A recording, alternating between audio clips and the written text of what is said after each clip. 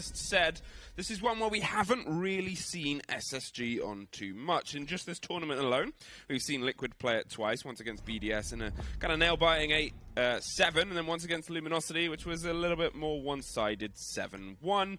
At the same time, SSG haven't played it during this. In their previous 3 months, they've banned it 4 times, and then they've won it once as well. So, you know, it's going to be a curious kind of fight here, I think. Oh, look at those bans. You have Maverick and Thatcher gone. For defense now, this pretty much means that Kitchen is impenetrable. Oh, it's a fortress. Nothing can get through that. Yeah, there's Did you just say fortress? Are you trying to relive me of my nightmares? It is a fortress, not the fortress. We don't like that fortress. Is that fair? Is that a fairer way of putting it? Does anyone like fortress? What answers are you expecting here? I'm expecting for one guy to put yes and everybody else just rips them apart. Well, I mean, yeah, probably. Cafe, and as you've called it, kitchen. It is a heck of a ground place to start. Jaeger ban. Jaeger Maverick ban. Jaeger for Cafe. Are you going anywhere with those sounds? I just think that SSG are crazy. But could crazy be what they need here? It's one of the things that we've talked about, and all the analysts out there have talked about as well, is that if you were to take the rawest possible data for both of these teams, you're putting a very good strat team against a very good aggression team. Now, if the strat team go, well, if we pull this one little thread, which is for some people nothing, and for some others everything, Maybe it's the thread that needs to completely undo what Liquid can kind of bring to this campaign. I will then make the argument and say, if SSG are a slow team and they're going to try and play that way, look at their defense. They're going up against an aggressive team. The aggressive team, they will utilize their flashbangs, will utilize their nades, and as soon as they get those kills because of lack of the Jaeger, then where do you go from there? It's also a very good thing to note that obviously we've already seen SSG play today against a team. We saw them play against the LATAM team, and that LATAM team struggled to get through the Jaeger on the side of SSG. They were consistently being battered and beaten around by ADSs, catching a lot of Sophia charges, a lot of grenades. And, you know, it's those kind of moments where we know there are regions that are very good with their throwable utility. Very good at that economy, and as you said, very good at bringing it when the push matters. So, yeah, it's a decision. And the one half goes, well, I hope their strat history carries them enough to make it the right one. Otherwise, Liquid might make them kind of regret it. Mira also being open is a very scary prospect, I think, for both teams. Mira is excellent for that top floor and also in towards that mid floor. Sure, sometimes we see from Kitchen, but generally I think teams do well by having the walls reinforced, and obviously with the bans, with Thatcher being there, you would like to try and reinforce those off and try and keep them as much as you can. But then again, you kind of look at the argument and say, but there's no Jaeger. Isn't it then a simple nade to try and eliminate the Mira window? Probably yes. So I think overall, yes, Mira's there, but team's still fearing the lack of the ADSs. Nesk is steadily making his way down red, trying to apply some immediate and intense pressure against the side of Bosco, who is dug in around the old mining dining pair. This putting an immediate swarm on the top floor, and this is a familiar take that we're going to see almost every single round. It's generally the standard of how you get your way into Cafe and get your ground in a similar way to how a lot of teams do the admin take on Consulate. On Cafe, it's get in, get the cigar lounge, get that piano under your control, and play your way to glory.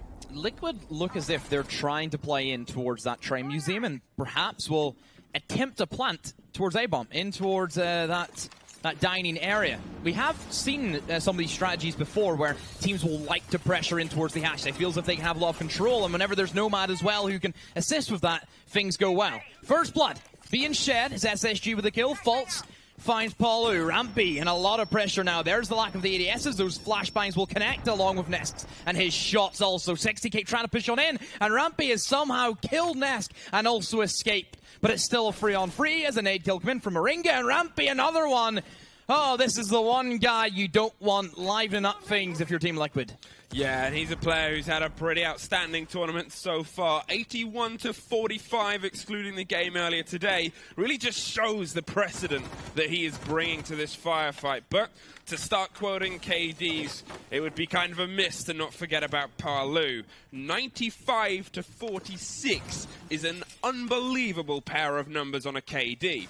Here comes this final close down with only 20 seconds left. Sexy Cake is trying to dig himself in on the close corner by Pillars, but Moringa is doing a little bit more, gets caught out by Thinking Nadu swings round. Cake is going to try and follow up, gets one, but with 2 more left to do, has to just try and stick this defuse, and surely this will be a close down from Rampy. Rampy, 3 kills for him that round, and that final 30 seconds was won due to a mute jammer. Just down to a mute jammer. Hey. That's crazy. The thing about it, and it's one of the things that we've seen from SSG, is their drone game is pretty heavy in that they'll throw a drone ahead of someone, combine it with the push, try and have the gun swing at the same time as maybe a Jackal track, as we saw going on upstairs in Border in the previous game against MIBR. Maybe whoever, but either way, their understanding of drones and how they play into this stuff, it balances both ways. They know that they can counter that stuff, and for Liquid, another team that does utilize drones very well, it's going to become more and more of a problem. Look at the double pick here, Mozzie and Mute. They know that they want to control this information game because they know both of these teams thrive in it. Attackers need to locate and defuse bombs. So we head down to, I think, the dreaded kitchen now. If you're Team Liquid, this is going to be a really tough one to break. The lack of soft destruction, no sledge, no buck, could come in to kind of bite Liquid in the rear end. And you look at Kaid.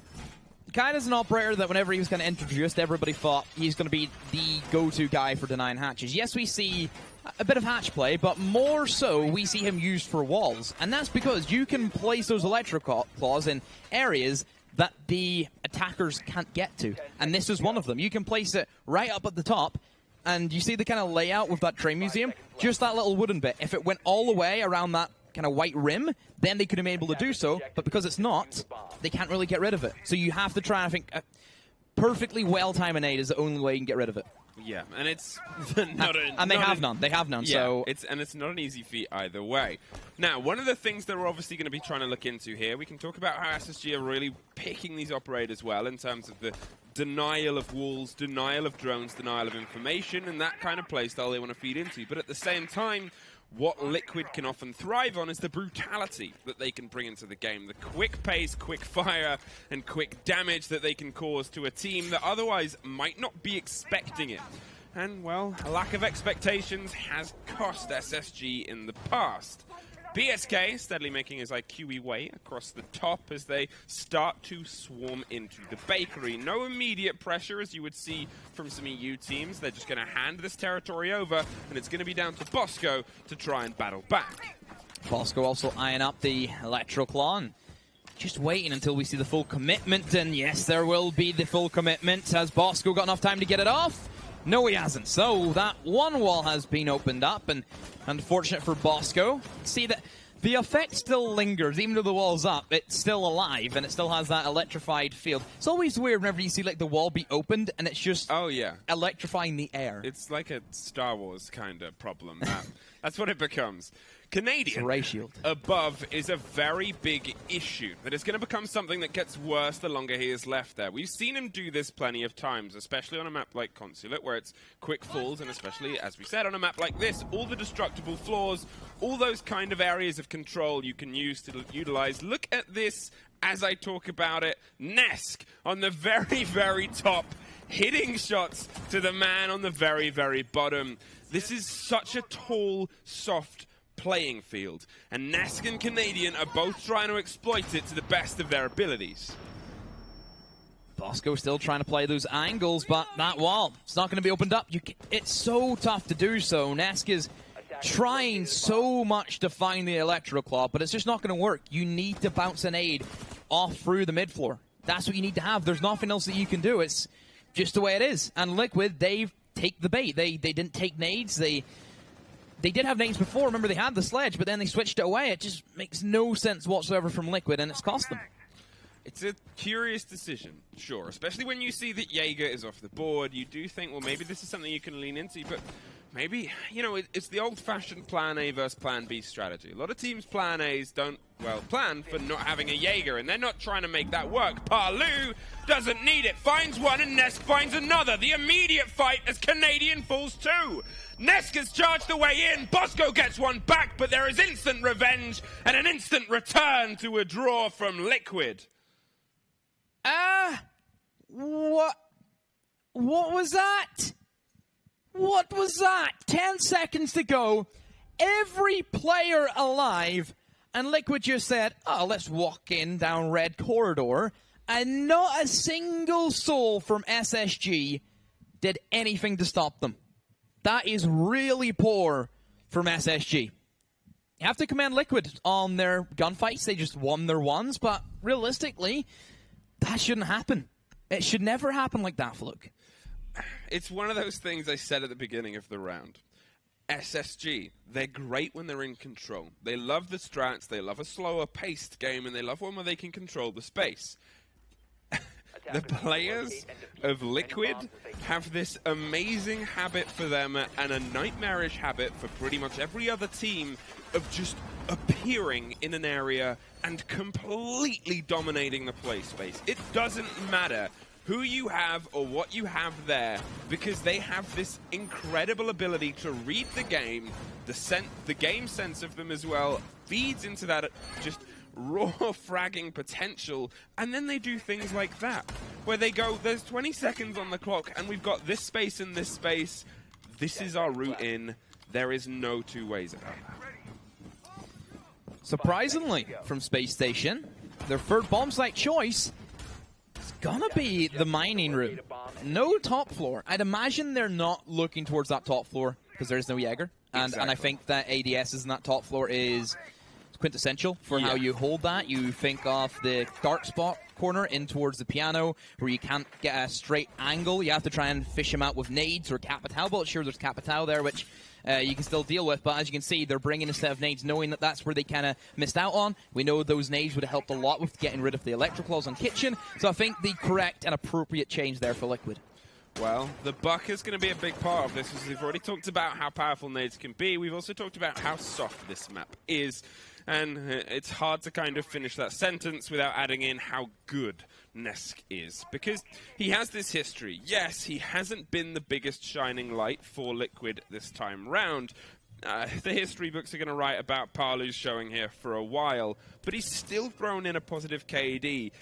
The whole team is actually one of the only teams where all of their average ratings across the entire time via CHGG has been over 1. SSG hasn't been able to manage that.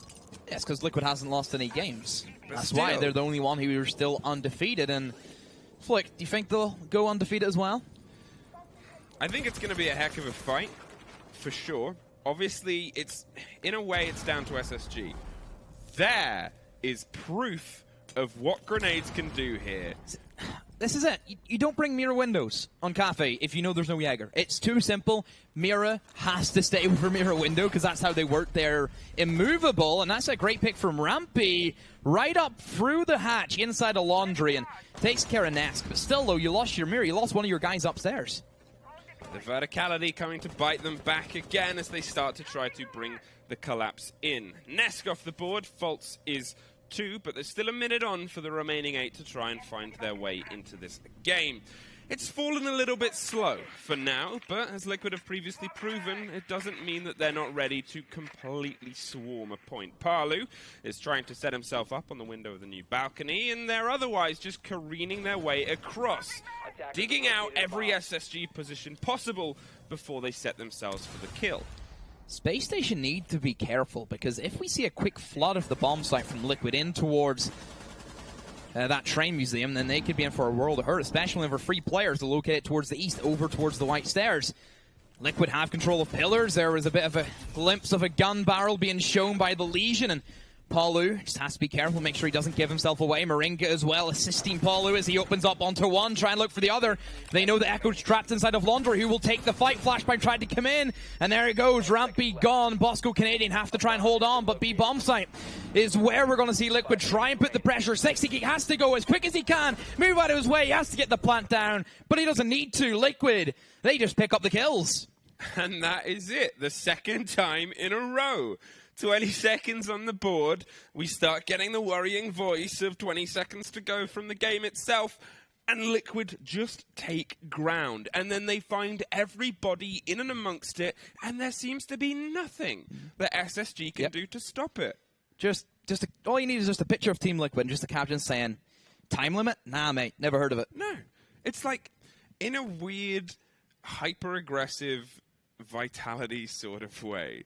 They just, it's not that they're purposefully... I don't think it is the same level of vitality. Well, that's the thing, it's the hyper-aggressive version, in that they're not setting themselves up for that final whenever vitality would panic. Yeah, that's what it is. It's the final 20 seconds, but their game is this amazing frag game.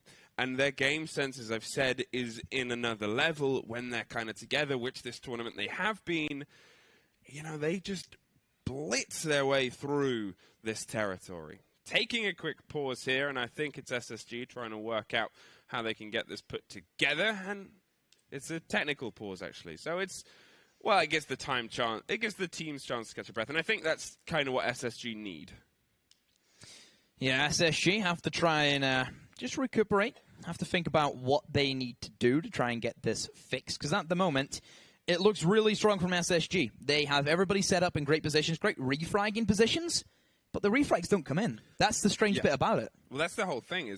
It's why I'm saying that they need a bit of a moment, because they've kind of, as we said, they're a great tactical team, they're a great technical team, they're getting themselves set up in these positions, but they can't quite find a way to stop Liquid. And, you know, you've got to be able to find the balance back against a team of that caliber. You look at SSG versus Luminosity yesterday. One thing that we kind of commended SSG on was their refragging potential. That was the real thing that kind of sent them over the edge across from Luminosity, is that they were always there getting those refrags where Luminosity they couldn't. And now all of a sudden, after already a couple of rounds, Spacestation, where's their gunfight? Where's that passion that we know they have?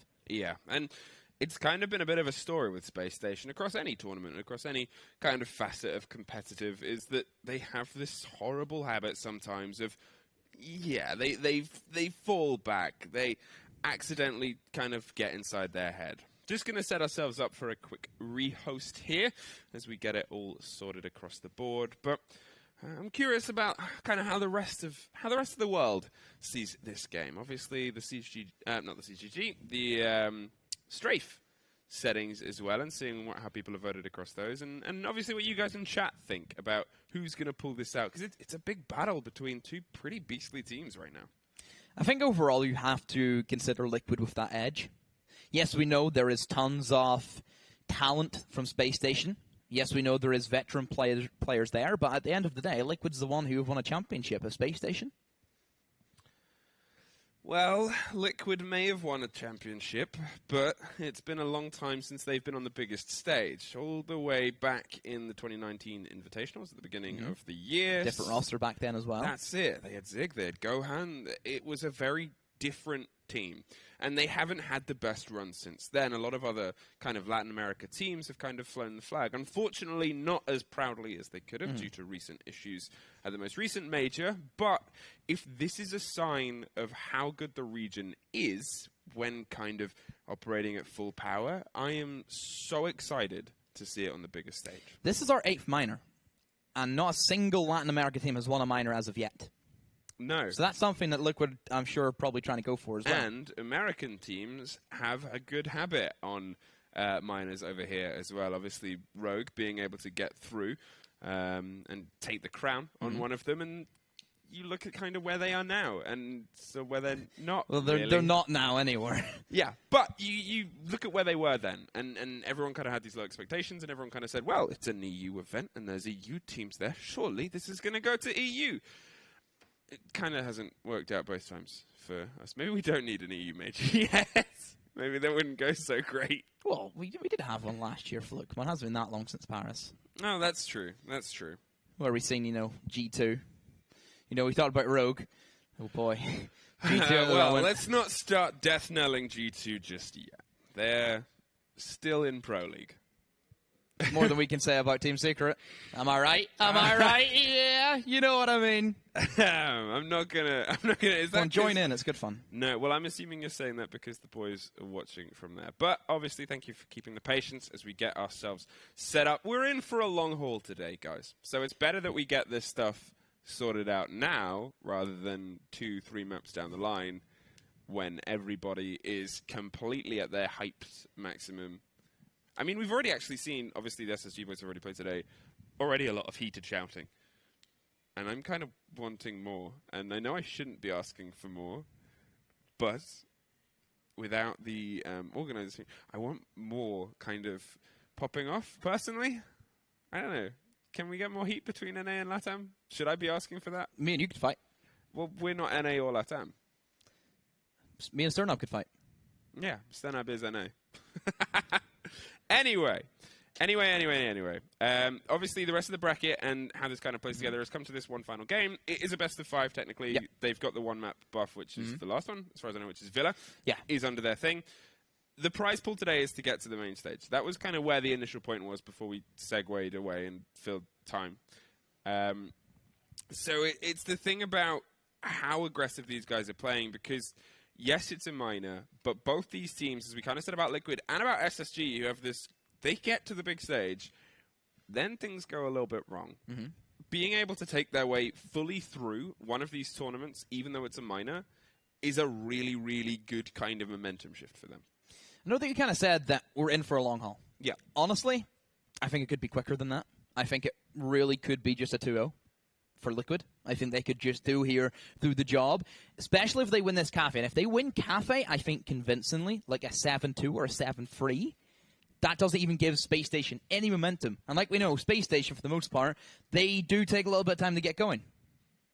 The thing about Space Station, though, over their past 3 months, the second map is Clubhouse. They are undefeated on Clubhouse. They haven't been beaten there. We've already complimented their game for being a little bit unorthodox, but very effective on a Clubhouse map. So I personally would definitely going to see an SSG Clubhouse. I would say. And also another advantage, I think, of Clubhouse, which was supposed to be the third map between SSG and MIBR earlier. Yep.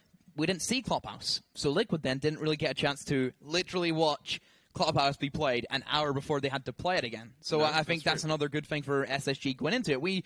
How many times have we talked about, the wall of SSG, that defense, so concise. You know what, I think whenever they played Nora, whenever they switched onto the defense side, they just didn't lose at all. They just straight locked it out. Yeah, the thing about quitting the Nora game is it was a bit of a tough fight for Nora. It was arguably the easiest first game, and I know a lot of people might have been saying that about potentially MIBR, but MIBR for me, they were the upset. For me, they've been the best team at this tournament. Whether they won or not, what they've been able to do from where they were to the immediacy of how far they've gotten here is just unparalleled for a very, very long period of time. I'm sure over the coming weeks, we, of course, will probably speculate about how MIBR did this. Is it down to G2 and what they turned up and what they shown us this tournament? Is it, the whole crying thing that I'm sure that probably still people are skeptical about? And people are still skeptical. I'm not even going to try that word. Say it with me. Cool. Bull. No, not bull. Cool. Either way, do I need to go get your ball? People are still worried about any roster change. And you know what is more of a worrying Apparently Uno's still the problem, by the way. Yeah, He's been here for, 6 months? He's still the issue. It's still him. Yeah, and I think it's people, to be fair, say the same about SSG. They say the same about Canadian. And I think it's, he has, out of the team, he's not had the worst showing, statistically. Faults is on a 0.94 for the entire team, which isn't horrible by any means. Obviously, they're in the final. But Canadian has these games where he'll have a really, really good game, and then nowhere. In these high-pressure moments, he sometimes clutches everything, or he just fades. And it's, for a player of that history, of that caliber, and a player who himself is always paying attention to that, always trying to better himself and improve himself, yeah, he did a big roster change, but it's wondering how long until he can kind of become the big bad Canadian that the stories were written about. Yeah, you look at SSG against Luminosity, that coastline game. As soon as Luminosity got just a little hint of momentum back, Canadian disappeared. He just went back into the fog. I think very reminiscent of what we've seen at times from Evil Geniuses whenever they did go down, that momentum swing. Of course, I think out of any player who has ever touched this game, Troy Canadian has been the one who has suffered some of the biggest losses that I think we'll ever see. Yeah, and those are hard. They're hard for anyone. It's, you know, you're performing at the highest level of this game that consistently for that long period of time and getting into those final situations and then having one or two decisions cost everything and then still picking yourself up and getting to the next final and getting to the next one. Yeah. What he does in terms of his mental game, in terms of improving how it's played, is second to none. But it's finding that integration with the team, finding that momentum shift where it can work with SSG, because on EG, he was in a different role. He was he was an emotion-based fragger. Still IGL, though, which is what he was in Evil Geniuses, so that's still something that he takes away with that. But you look across what he played in, you know, Invitational, losing that in the final. Even DreamHack Austin, way back when, lost to Millennium, which, of course, is now a kind of BDS-esque kind of thing we got going on there, of course. And then you look at Paris, which arguably was the best G2 I think we've ever witnessed. Yeah. You move in, the Fnatic slip-up, that was something that should never have happened. You know, it was like kind of two entities in space and time that should never have met, but it did, and they met Dizzle at the end of that road. Yeah. Just Empire, Milan. The guy's been through it all. You think every single time this has to be it for Evil Geniuses, but the final hurdle, he slips up. Is history going to repeat itself again today? It just shows the environment that this stuff's in, really. It shows how much of a nightmare this stuff can be.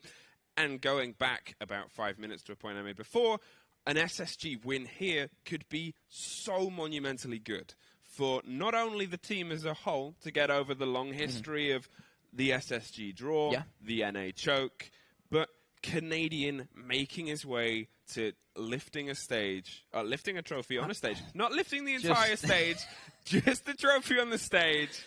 Though I would like to see the other thing happen. That would be very impressive.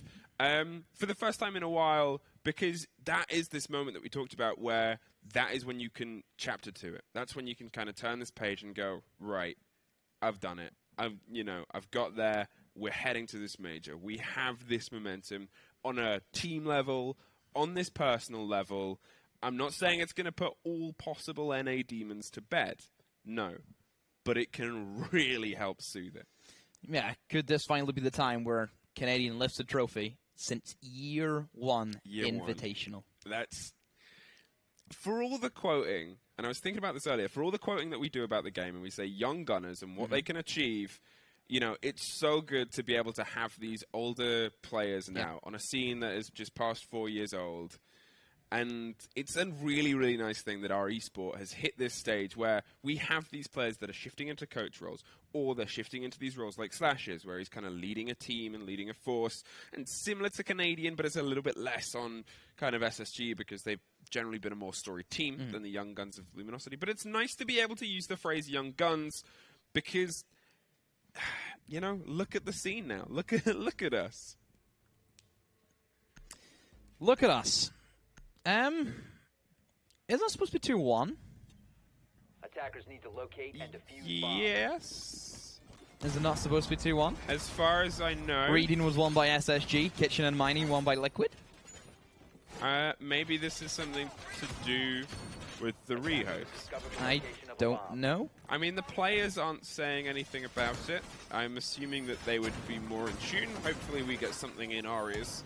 And as soon as we do Twitch chat, we will let you know what has kind of gone on. But for now, I guess, because the players are happy and the players are moving, and you all know far well that they would definitely have something to say if it wasn't the case. We'll just keep you updated when we find out and cast this as a current 1-1 situation. Either way, they're replaying the point.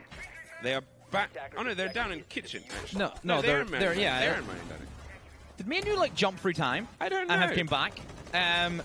Perhaps I'm guessing there might have been some game-related thing that perhaps somebody said to the admin. We seen it was kind of possibly a game-breaking thing.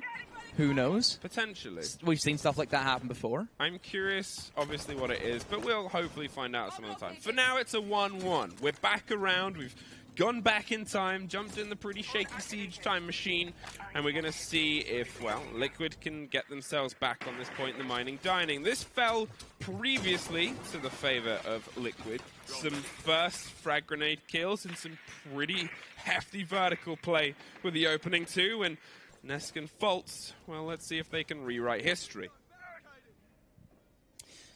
So we do the exact same setup from SSG, and last time we seen Fultz get picked off very early on by a nade. Nesk rotated over towards that single window and just nade at Fultz because he was right up against the corner, couldn't really go anywhere. This time he's learned from his mistake and has sat back away from the mirror window. And there is, once again, a drop from Ramping. I wonder if he's going to play that same angle. It doesn't seem to be. SSG, they've just left. And this is something that we see them typically do in Clubhouse. They would have these kind of crazy upstairs holds. They would sit there for like half the round. As soon as it hits that half-round marker, all of them would just come back to bomb site.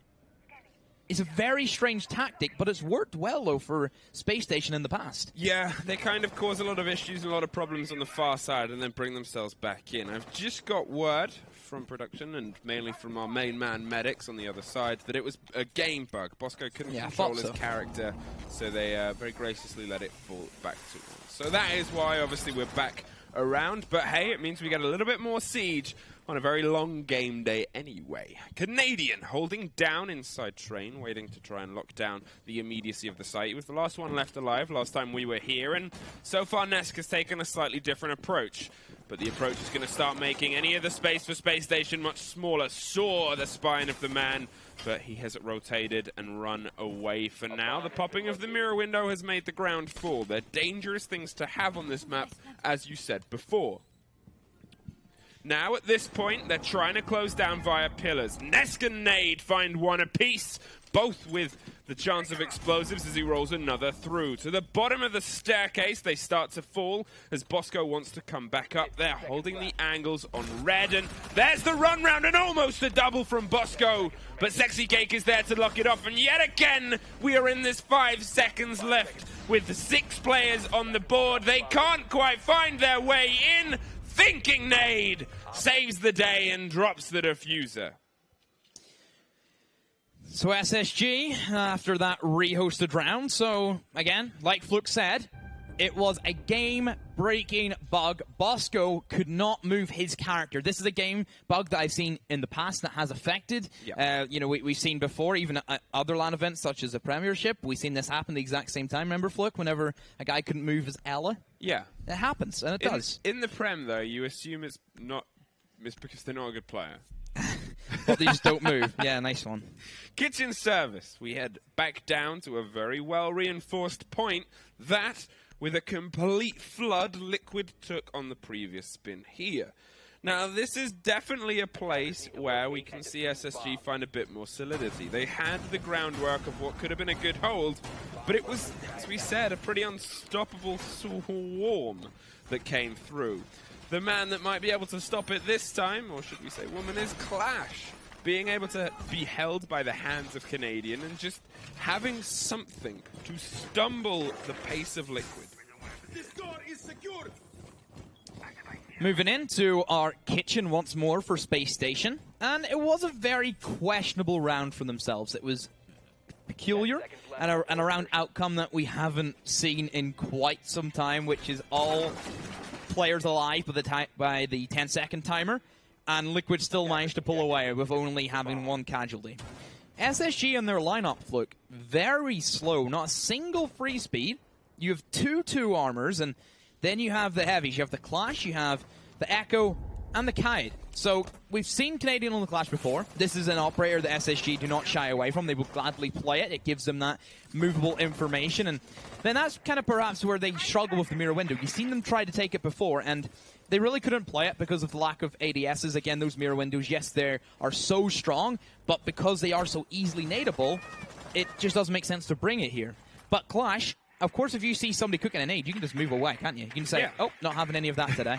I mean, okay, saying you just move away, it's like saying just click on heads, but to a lesser degree. What do you mean? I do click on heads. Yeah, that's true. And it's one of those operators where if controlled well and controlled within a good team, it can be absolutely monumental in just shutting down any movement of a kind of looser play style. But Liquid do loose aggression with such a consistent balance across them that if one falls, there's another two to just step into the hole and find more bodies to drop. The wall is opened with the pace they had before, but Bosco isn't trying to contest it as he did previously. Nesk on the very top of the building yet again, looking for the two-storied action. But so far, again, SSG, they've played a bit more reserved this time, apart from the one man on the loose backside of White Stairs. Bosco tried to go for the Electro Claw, but this time around, Nesk has those nades. A C4 through the breach as it gets opened up. Moringa's gone. And there's the Capitao arrows neutralized before they even get fired out. Bosco has dropped down now. He has nothing else he really needs to do apart from this, as he is technically, well, he's the first line of defense in what is your entire defense. Canadian, creeping around the backside, is going to try and put some pressure on the side of Sexy Cake, but Nesk from the moon takes care of Kaid in the kitchen. Unbelievable use of what this map can offer you. Incredible from Nesk. But now, Canadian, you have caught yourself out. Why did you push up that close? Perhaps trying to find some information for his team. Rampy has eliminated Nesk, who was the buck above. We're going to see a pickup. Is Bosco going to try and get revived by faking it? It's risky to do so, and 30 seconds on the clock. Fultz, of course, can provide that Overwatch cover with the Echo drones, but look, it's going to be tough. Fultz is a bit distracted now by the immediate pressure, but he has some eyes and he has a big gun for longer range firefights. Sexy Cake has crept in, but he's got the diffuser and is by himself. Nesk finally gets the shutdown. They're going in close, round the back of Thinking Nate. PSK finds the kill. The Echo drone could be the end of this. They get it just in time. Trying to get the lockdown from above. Rampy can't quite find the angle. Fultz is going to have to swing in, but now we're in a post plant, and Liquid have another body on the floor. A 3 versus 1. Legion has half of this map covered by traps. He will know if they try to push, but there is no reason for them to. You can see Palu is creeping round to cover Red Corridor, and there is the lockdown. Rampy taken out of it, and we are back on level terms. That time around for Team Liquid, they went the correct way. They used the nades, got rid of the Electro Claw. Yes, there was a couple of slip-ups, but overall, I think the biggest slip-up was Canadian and all of that. Him pushing up as a Clash, yes, I get the idea of trying to find that information, figure out how many are in the bakery, so then you can count your numbers and try and put resources wherever they are. But that window was open the entire time. You always have to be wary of that. I think that's the main thing that we've seen from Canadian sometimes, because obviously, you know, the Kaid was on the floor at this point. Yeah, and that's the thing. He's making these decisions where they will either be heroic moments or they won't come together. Don't get me wrong, it's not as dramatic and not as impactful, but they are White Stairs on Oregon moments. Times where he's just making a bit of a misplay that seems to start to pull everything apart, because as you said, if he was still a bit more solid there, when Sexy Cake pulled in completely by themselves, if he had been able to completely separate Palu just from being held back a little bit further, if Palu jumped in that window, he would have had to go on a wider rotate, then they would have known where all the Liquid players were with only 5 seconds left. Then it would have been a pitch-perfect push. Just a bit too early. Bomb located by attackers. Next up now for Space Station, still staying away from this top floor fluke. Are we going to see a defensive half where we haven't featured the bar? Because that is, I think, probably like the first time we've ever seen that before.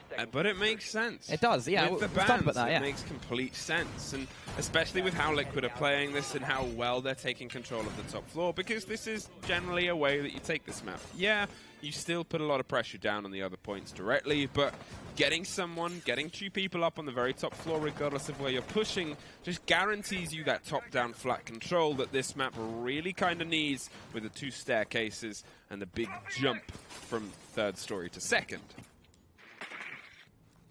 IQ is always going to be an insta pickup. I think for both teams, the fact that Echo is on the board already means you have to pick her.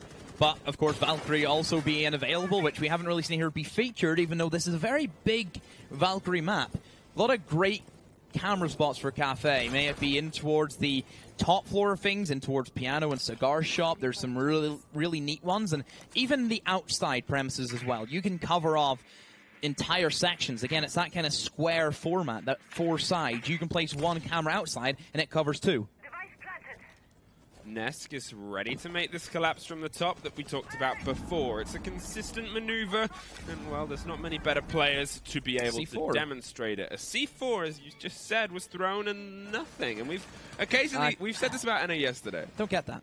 But NA have a habit of doing this. They'll go for Kobe. They really believe in the adage, you miss every shot you don't take. If that's your strategy that you try and do is a very early C4 kill, surely you would want to bring, like, a Valkyrie, and Faults attempting a run out towards the south has been caught by Moringa. It's hard to fool a team like Liquid with run outs. That's not an SSG move, though. But that's, we said this again, harping on the stuff that we said yesterday about SSG. They don't do many run outs, and when they do, they're often quite effective. But that's against a team that doesn't expect it, like Luminosity didn't. Liquid expect that playstyle. They're used to it from a lot of their countries. That's their playstyle. That's the thing. There is a later round C4 kill. Thinking Nade gets rid of the buck, and that's a pretty big person to take out of this. Yeah, huge kill. That's your soft destruction if you're Liquid, but then again, you have wasted both of the C4s. The only denial now that... I say the only denial is still a hefty amount. You have the Echo drones and the smoke still available, but look where Canadian is.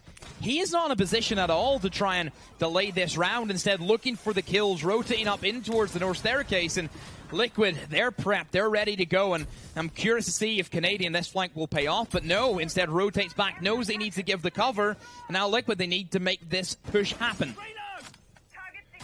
There they are, holding in, and with 20 seconds left, it's a worry for SSG. Moringa sets himself up for a double on the round, and Sexy Cake, yet again, is trying to plant in the dying throes of the round. Rampy needs to find a way in. Can't quite get it, misses the diffuser planter, as it's a 2 versus 2 Moringa. Round the back of Rampy leaves Bosco in the middle of a dangerous position, and he is in the point, though. If he can get one side, doesn't quite see it, and there it is, Liquid find themselves in the lead for, well, technically the first time. Moringa ace on the Capital. The Capital Elite Skin, of course, classic for Brazil. And, well, that was a superb round from Liquid, but could have been shut down very easily by Rampy. You've seen him crouch in towards Laundry. He's seen the one man at the doorway, but he didn't see the man planting behind him. If Rampy had noticed that the planter was also there where he was aiming, that round would have been done. It's tough. It's a tough kind of pill to swallow, because this is the problem that SSG often have. When one thing starts to fall apart, the whole castle collapses. Still don't get why Canadian tried to flank us to smoke. It's a fair point. It's a fair ask. But it's one of the things we said before about Canadian. He has these games where he's unstoppable, and he has games where he can't quite find his feet. Sure, you can play that playstyle, but why on smoke? Why would you not then play Thinking Nade on smoke, and then put Canadian on the mute? No. Because wouldn't it make more sense for Thinking Nade to have the control in the position he was in? No, it's a fair ask and a fair shout, and, well, I think that's one of the things we see often from SSG, is they'll trade operators, especially between, it was pointed out earlier by Ace on the previous game, where Canadian was on Jaeger quite a lot, and he couldn't quite make it work on Consular, and pretty consistently, I think Thinking Nade was on Legion, and then there was a round where those two just swapped operators, and then Thinking Nade went and got, I think it was a triple kill on Jaeger. Kitchen once more. SSG, how will they recover? They haven't won it yet, and Liquid had 2 very different attacking playstyles for both of those rounds. The first one was a last-minute dash in towards the double door, leading into the main kitchen area. And, of course, the last one was a bit more standard, a very slow take towards Bakery. Finally, into the breach they went. Now, I'm guessing for SSG, taking the same lineup means that they're probably going to change something up at least. Possibly not have Canadian push as far as what he did. maybe even have somebody support Canadian, have somebody behind him. If they had, I mean, obviously what caught him in surprise was Palu in the window, and if that happened again and there was someone else there, that would probably still happen. But they might have been able to pick up the trade, and Palu was the one that got the end kill, shot off an entire corridor. The Nomad's controller rotation was pretty decisive, and, well, not that it cost them the round, but the whole kind of moment the round started to fall apart was then. Bosco is being a bit more aggressive on this wall this time, and Sexy Cake is going to be aggressive in response. Droning ahead for Moringa, who obviously comes off the back of a high of an ace, and seeing if they can find a body, but no dice just yet. Worried about the destruction over the top for a potential impact trick alongside the Kaid charges, but the drone pushes the man out, and Bosco yet again lets the wall fall. Nesk, finding himself on this third story collapse as he did before, misses a frag grenade and suffers, but not as much as it could have been.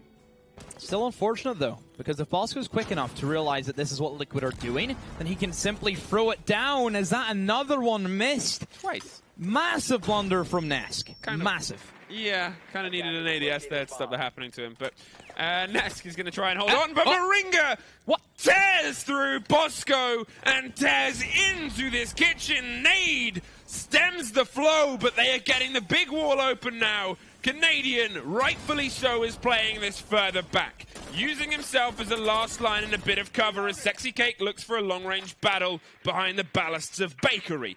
They have the drones in the red corridor, and they have the bodies trying to push in, but look at what the clash is restricting. The same push that completely overwhelmed them previously. And with Moringa being gone, the Capitao Flame Arrows not going to affect Canadian. The only thing he needs to worry about is Nesk above. That's the main thing now that I think Liquid have compared to the last time. Of course, Nesk was taken out early on, and they didn't really have that Buck being able to come in towards that mid-floor because of a great rotation by Rampy and Sexy Cake. Just a very simple plant. Canadian's here, but Canadian can't stop the plant. He has to pull out the SMG, but very swiftly shot down, and Fultz has to make a man out of himself, a 1v3 to clutch it up. Tries to fire through in towards the cooker. Rotates into Bakery, still hunting, but everybody from Liquid holding firm, and will get in that gunfight against Sexy Cake. Picks himself back up with a very low amount of HP, but in the end it doesn't really matter as Palu is there. Liquid 4-2 split. 4-2. They find themselves in good stead. Obviously, after falling one round due to technical problems, they managed to battle themselves back with 3 plants in a row, which is a good statistic for them, because even though it's happening in the dying throes, it shows that the cover that they've created and the kind of unsure nature that they're leaving SSG in on the point is just forcing the hand a little bit, because we saw how slow they were to rotate round. Now we head to the turn of the half. Now we head into the defense side, and would you look at that, we're opening on Bar and Cocktail.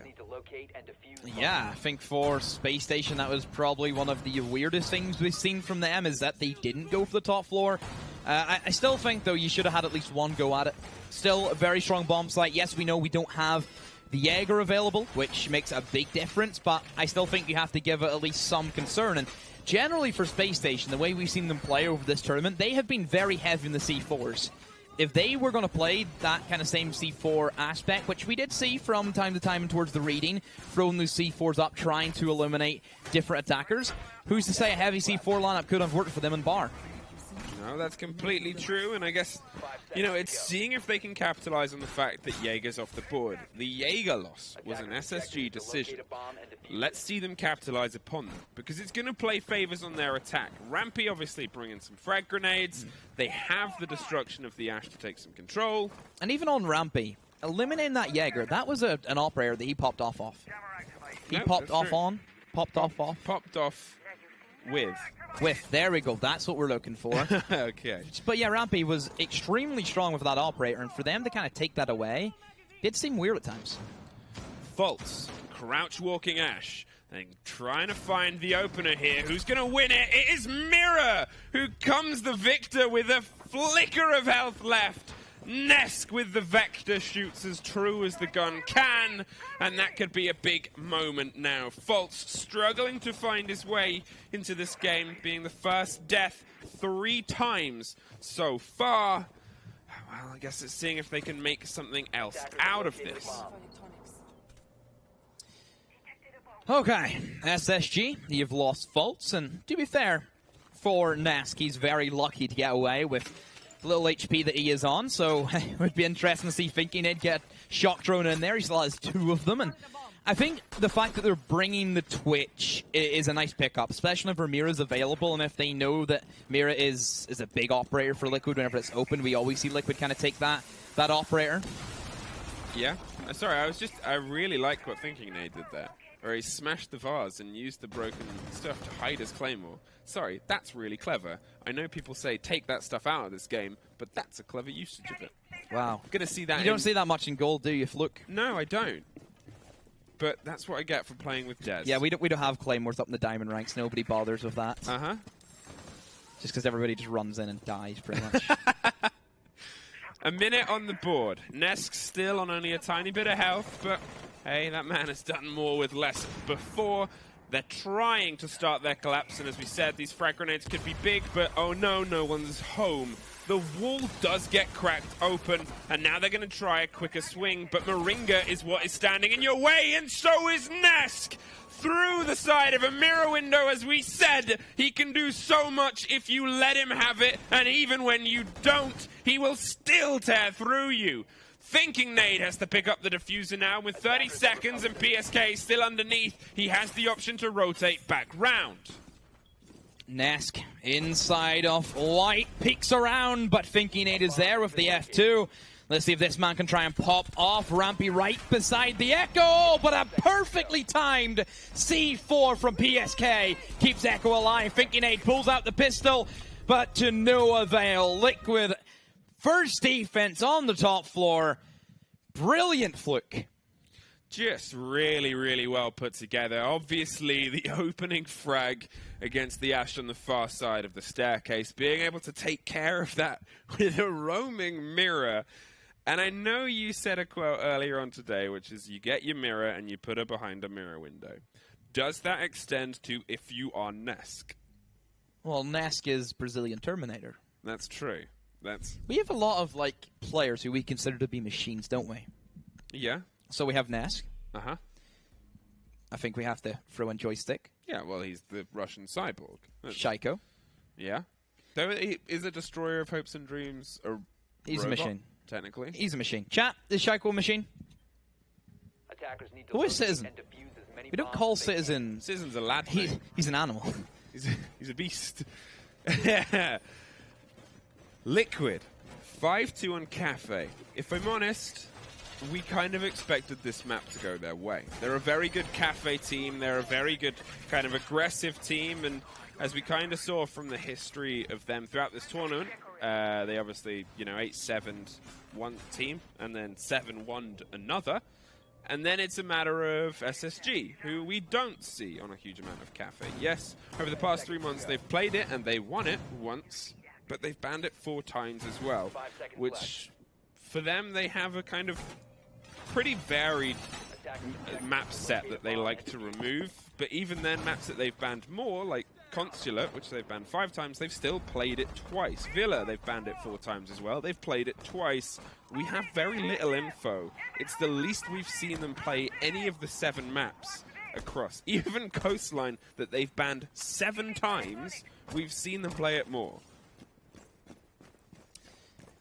Okay, Space Station. You're staring down the barrel of a 5-2. How will you recuperate? Because generally for Space Station, they look a lot better whenever they're on top, and that could have been a very simple double kill for Paulo. I respect the effort, but just unfortunate that SSG were not there to take that by surprise. So I think for Liquid, looking at their lineup, they're looking to play aggressive. Already you've seen Paulo go for that C4. It's risky to go for. You don't know if you're going to secure yourself a kill. And I think just the whole Vigil pickup in general just kind of screams, we're looking to disrupt SSG as much as we can. Yeah, and I think that's the kind of thing about it, is they're leaning into the fact that SSG are in a way a slow burn team. They get themselves set up, they get all their claymores, they get all their kind of corners covered, and then they like to collapse.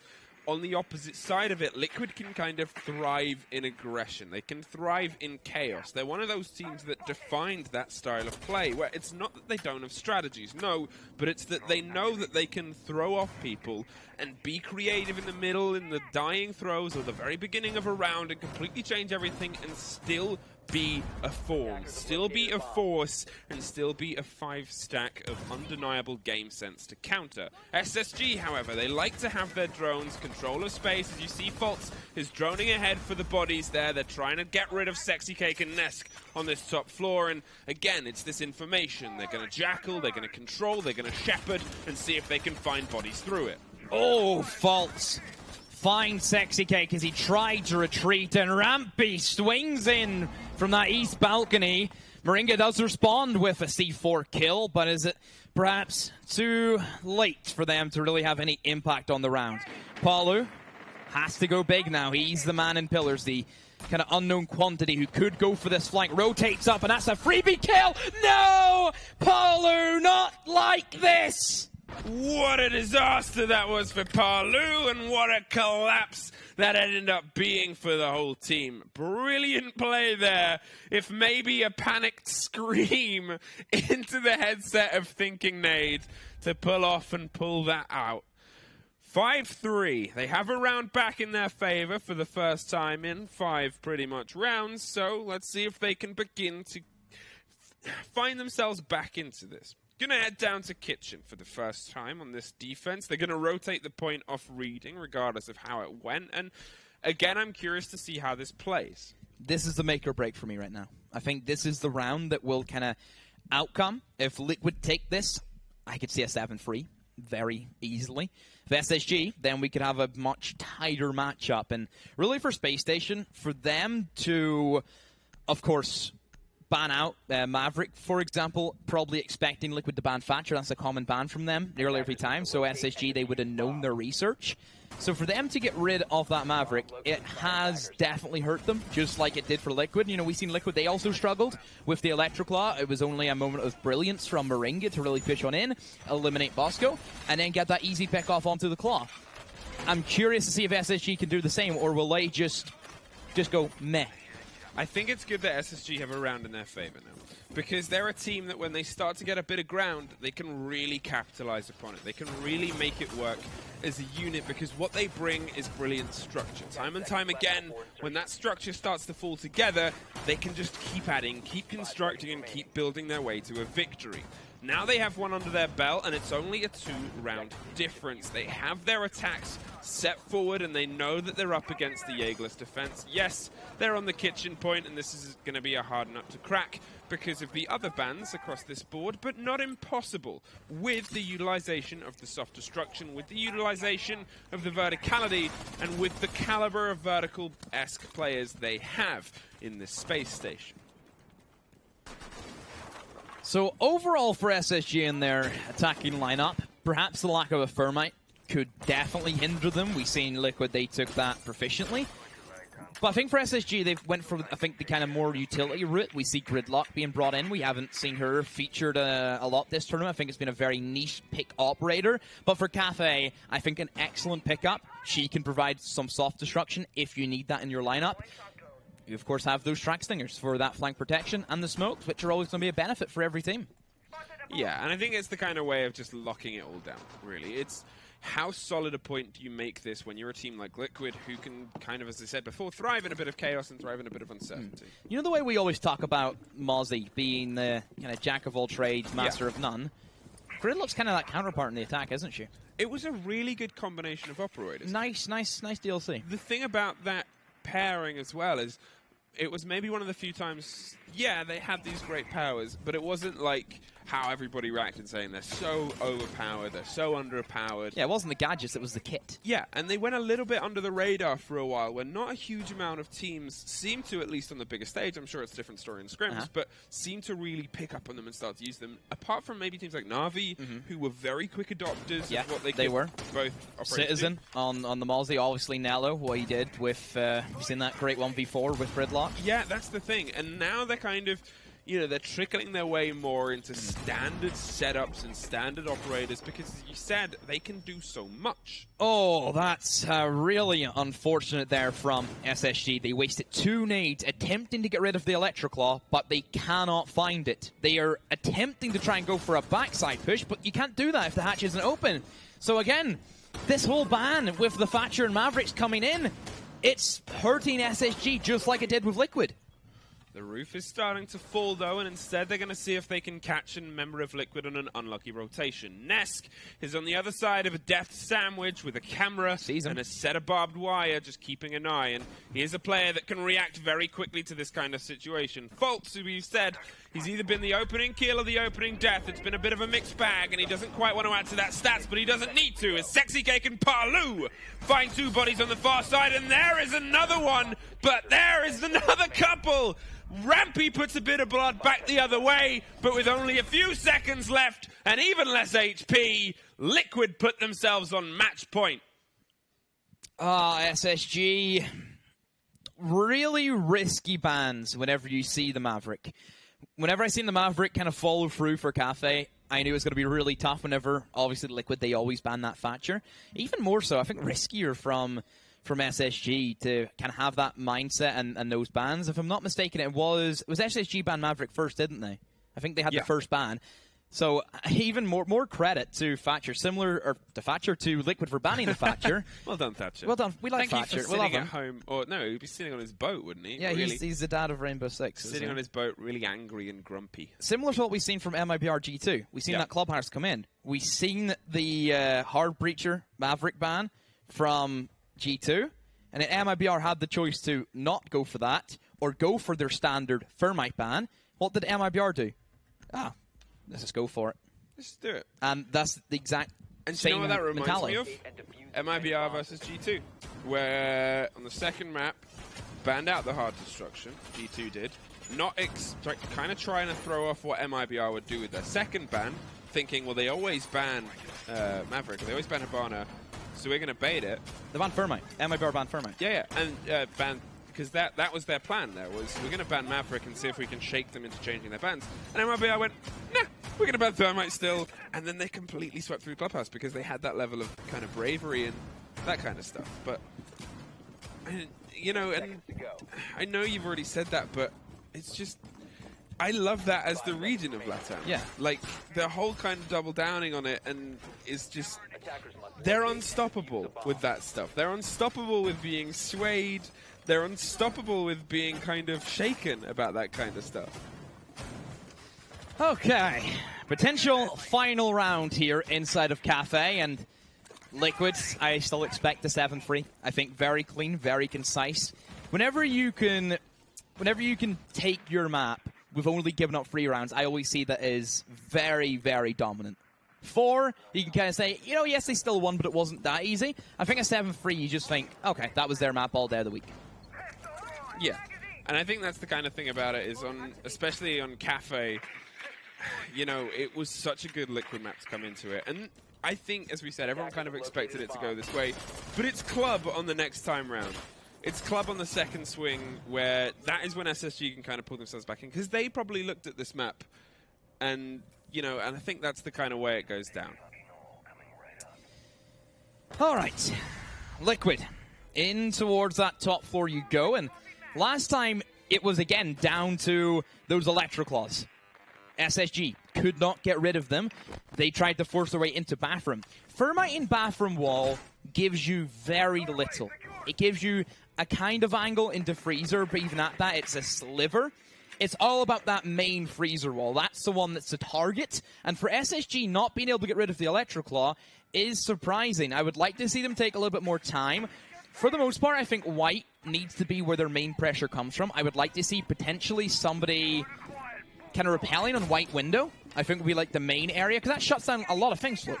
Yeah, and I guess it just offers them a kind of area of control about it. And, you know, this was a good bar hold in that even with the kind of trials and tribulations that they had, they were able to, you know, just not control what SSG were doing, but SSG looked a little bit lost and kind of, you know, up in the air about how they were trying to break their way through. Obviously, Nesk shut down what was a quick Ash creep, and it looks like they're not going to try the same thing. Faults on the Zephyr this time is going to try and break via the other staircase, clear across the bottom and make sure no one is there. But at this point, obviously, we'd already had about 2 or 3 deaths. SSG, they're being slow, they're being steady, they're being cautious, because, well, they don't want to be heading away. And there is Palu out the window!